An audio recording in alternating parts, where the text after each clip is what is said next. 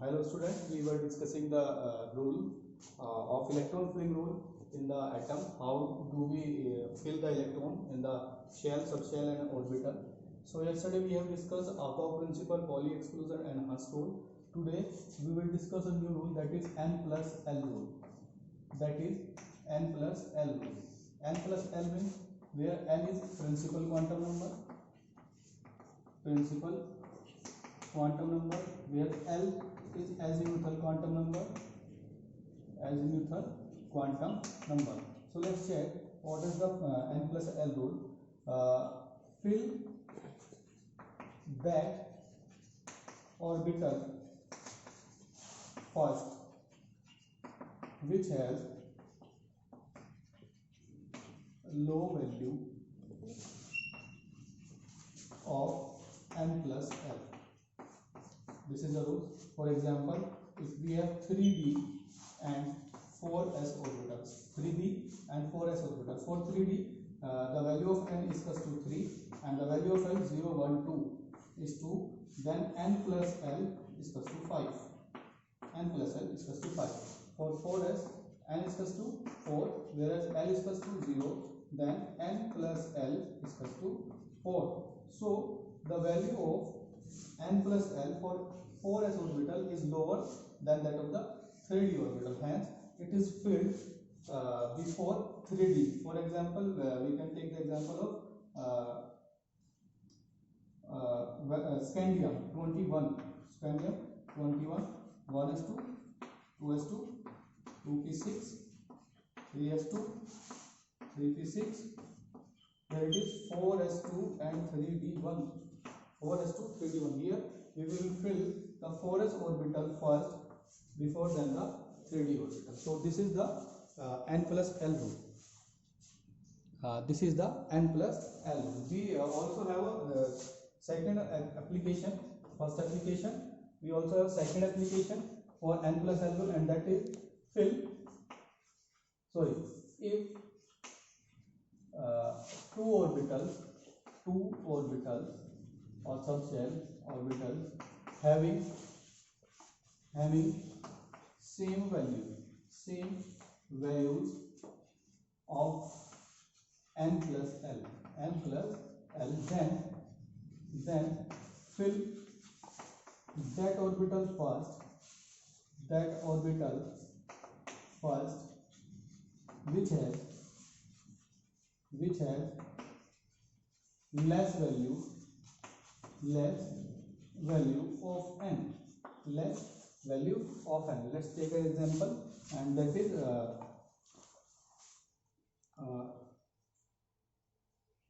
4p, 3d, and 4p, 3d and 4p. Let's check, that is 3d and 4p. So n is equal to 3, l is equal to 0, 1, 2, n is equal to 4, and l is equal to 1. So n plus l is equal to 5. Here n plus l is equal to 5. So both of the orbital having same value of n plus n. Hence we will fill 3d orbital first. ये question पूछा जा सकता है, which of the following orbital will be filled first. So वहां पर हमको n plus l rule के according check करना होगा कि n plus l रूल के अकॉर्डिंग कौन सा ऑर्बिटल पहले हो जाएगा. ठीक है, आ रहा पूरा? हाँ पूरा. ठीक है, तो that is the n plus l rule.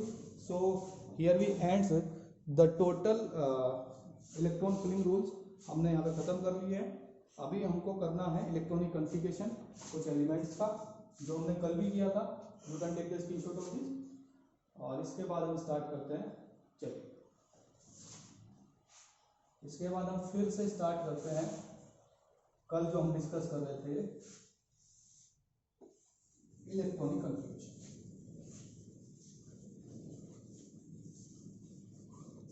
चलिए, इलेक्ट्रॉनिक कॉन्फ़िगरेशन में हमने बताया था chromium and copper 24 and 29 are the exceptions, and why there are exceptions. Let's check. 1s2, 2s2, 2p6, 3s2, 3p6, 4s2 and 3d4. ये इसका नहीं होता है, क्यों? Due to half field stability we have 4s1 and 3d5. ये इसका सही electronic configuration होगा. ये वाला एज इट इज रहेगा इसका पुराना as it is for copper 1s2, 2s2, 2p6, 3s2, 3p6, 4s2 and 3d9.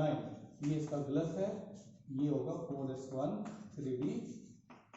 ये इसके लिए सही होगा. चलिए अभी तक हमने किया है electronic configuration of atoms. So let's check the electronic configuration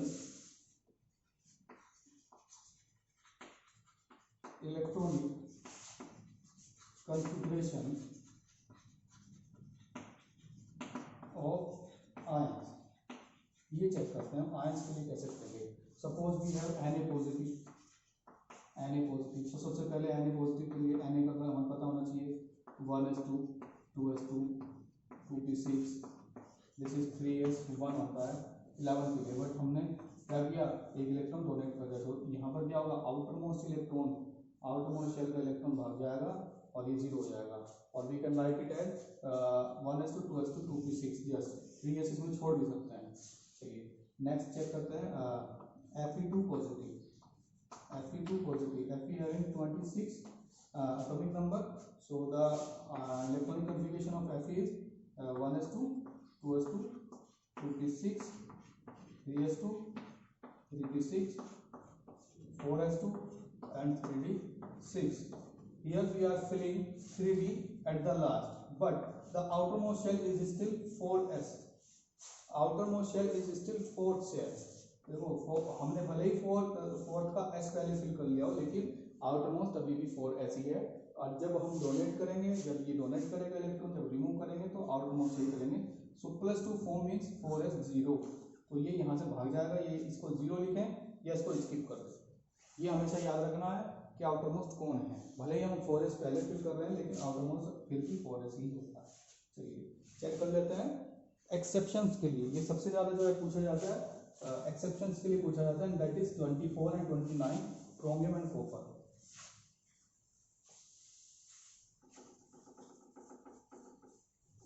chromium and copper. चलिए चेक करते हैं. Chromium 24, 1s2, 2s2, 2p6, 3s2, 3p6, 4s2, 3d5, 4s1. ये इसका करेक्ट, सबसे पहली बात तो करेक्ट ही लिखना पड़ेगा. ये लिख लिया. After that if we write Cr3 positive. अगर हमको Cr3 पॉजिटिव लिखना है तो ये तो हुआ आपका कितना 18 Ar. और outermost 3 electron we have to donate.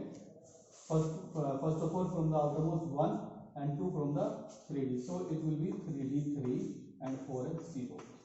इस तरीके से हमको करना है. ये हमेशा याद रखना है. कई बार हम क्या करेंगे, इसको भूल जाएंगे, 4s2 3d4 लिख लेंगे. फिर क्या करेंगे, 2 इलेक्ट्रॉन यहाँ से 4s2 और एक यहाँ से 3d4 इसको कर देंगे. That will be wrong. तो यहाँ पर सबसे पहला टर्म तो हमारा यही होना चाहिए. सबसे पहला एम क्या है कि we have to write the correct electronic configuration for chromium. Next one is for copper 29, 1s2, 2s2, 2p6, 3s2, 3p6 and 4s2, 3d9, but 3d10, 4s1 exception है, इसीलिए करा जा रहा है. चलिए if we have to calculate Cu2 positive, electronic configuration for Cu2 positive, so we will remove the outermost electrons. So first one will be from 4s1 and second one will be from 3d. So it will be Ar. ये आपका 18 तक Ar हुआ, Ar, and that is 3d9 and 4s 0. 4s इसमें skip भी कर सकते हो, just 3d9 निकले. So that is the electronic configuration for ions and for the exceptions. ये बहुत ज़्यादा पूछा जाता है, इसको स्किप भी कर सकते हो आप यहाँ पर. चलिए, so that's all for the electronic configuration. चलिए चेक करते हैं कुछ नए रूल. कुछ नए रूल चेक करते हैं. You can take a screenshot of this. Yes.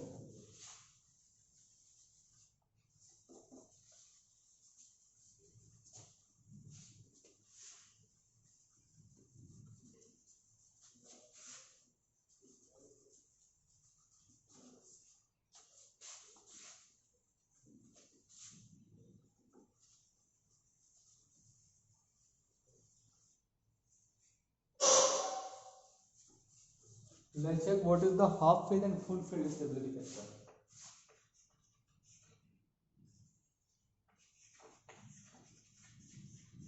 Half filled and fully filled stability factor.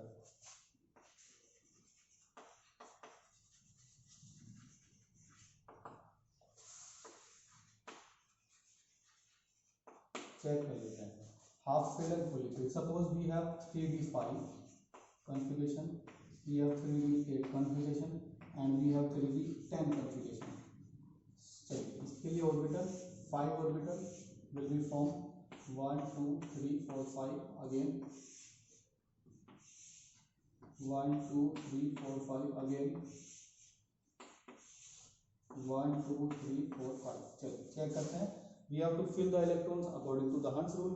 Maximum multiplicity, maximum distribution, maximum equal distribution, symmetrical distribution of the electron or energy. चलिए 5 electron 1 2 3 4 5 again 1 2 3 4 5 6 7 8 1 2 3 4 5 6 7 8 9 and 10. So here it is the electron filling in 3D subcell, D5, D8 and D10. These are the three configurations, and this is called half filled. Half filled. This is partially filled, and this is fully filled. So let's check which of these configuration is stable. Which of these configuration is stable? As we can see, the symmetrical distribution occurs. Symmetrical distribution is present in half filled and fully filled. Means stable, half filled and fully filled. Half filled and fully filled orbital will be the stable. Why? So first reason, and that is maximum symmetrical distribution. First one is maximum symmetrical distribution. देखिए maximum distribution है, symmetrical है. 5 electron, single electron present in each orbital, again paired 2 electrons present in each orbital, that is ठीक है. तो इस तरीके से यहाँ पर maximum symmetrical distribution. Again from which we can get maximum energy exchange. और एनर्जी एक्सचेंज करेंगे तो सेम एनर्जी होना चाहिए. सेम एनर्जी जैसे कि यहाँ में सिंगल इलेक्ट्रॉन है, it can be exchange with 1 2 3 and 4. तो सेकंड इसके साथ तो हो चुका. 5 6 7 8 9 10. ठीक है. तो यहाँ पर हमको 10 एक्सचेंज मिला. अगेन यहाँ भी एज इट इज 10 एक्सचेंज मिलेगा. सो अगर पार्शियल फिल्ड का बात करें तो 1 2 3 4, यहाँ केवल 4 एक्सचेंज मिला और ना ही मैक्सिमम ना ही सिमेट्रिकल डिस्ट्रीब्यूशन है. So partially filled, partially filled will be unstable. Electron can be ejected from the partially filled easily than fully filled. fully filled में हमको इलेक्ट्रॉन निकालने के लिए यहाँ पर ज़्यादा एनर्जी देनी पड़ेगी. बट ये जो है ये अनस्टेबल है, या तो ये हाफ फील्ड होना चाहता है या ये फुल फील्ड होना चाहता है, या तो आप इसको 2 इलेक्ट्रॉन दो इजीली एक्सेप्ट करेगा, या फिर इससे एक एक इलेक्ट्रॉन ये निकालो तो इजीली डोनेट भी करेगा, because it tends to the stability. ये स्टेबिलिटी की साइड भाग रहा है और ये स्टेबल होना चाहता है, इसलिए क्योंकि ये स्टेबल होना चाहता है इसलिए ये क्या करेगा, अपना इलेक्ट्रॉन या तो एक्सेप्ट करेगा या डोनेट करेगा। कितने मिनट का हुआ? 15। अभी कर देते हैं कोई नहीं।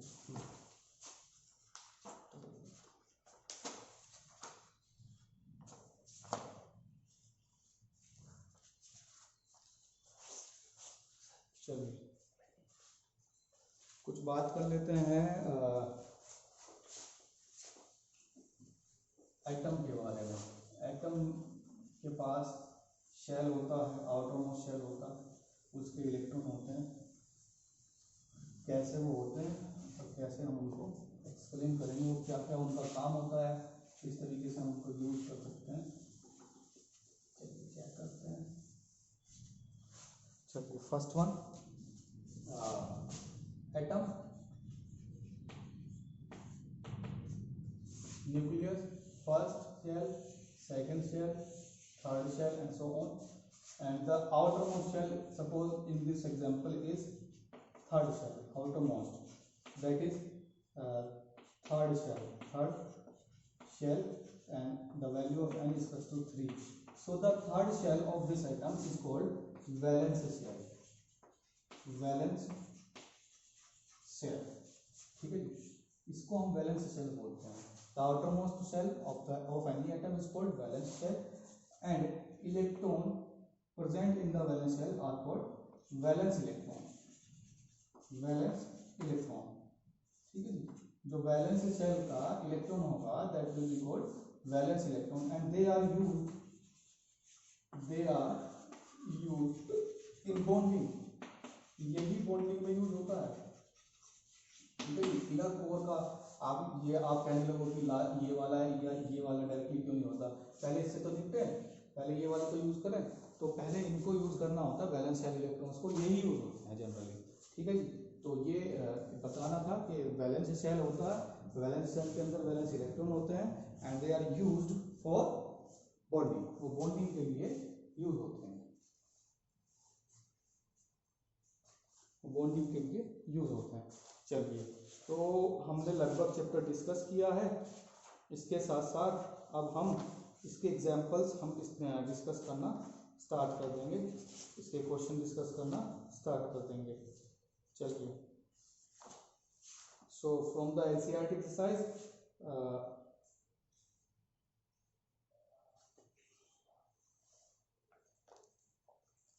फ्रॉम द एनसीईआरटी एक्सरसाइज, चलिए चेक कर लेते हैं। आप अब इसमें बहुत से क्वेश्चन ज़्यादातर आप डायरेक्टली कर सकते हैं, तो अभी आपको क्वेश्चन जो आज कर रहे हैं दे आर क्वेश्चन नंबर 1, 2, 3, 4, 5, 6, 7, 8, 9 आप कर सकते हो, 10, 11, 12, 13,